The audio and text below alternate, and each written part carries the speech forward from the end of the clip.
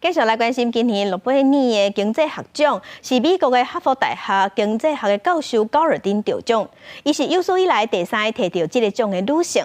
伊研究的内容是女性的劳动市场，伊点出婚姻和家庭会影响女性的收入和头路，所以呼吁各国爱改善政策，让女性会当有更较侪平等的机会。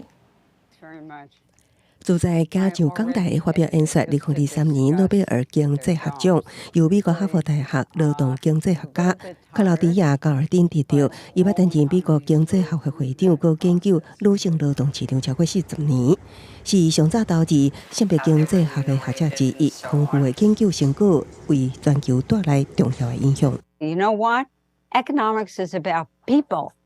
It's about inequality. It's about the female labor force. It's about health. It's about economic development. It's about well-being.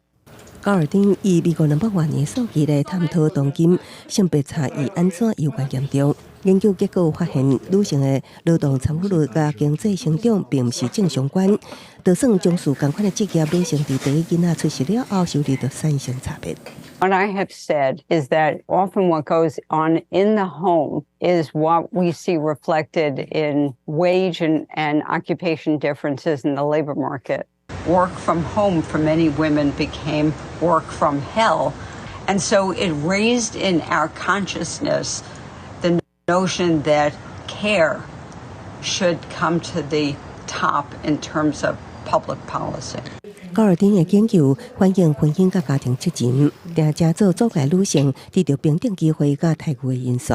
虽然研究数据以美国为主，却也反映全球的现况，提供当代甲后世思考，参推动改变。Labor economists worked on the issue of women, and the reason is that for economists, change is important. In some sense, recognizing where the problem is the first way to begin. 公司新闻牛眼编译。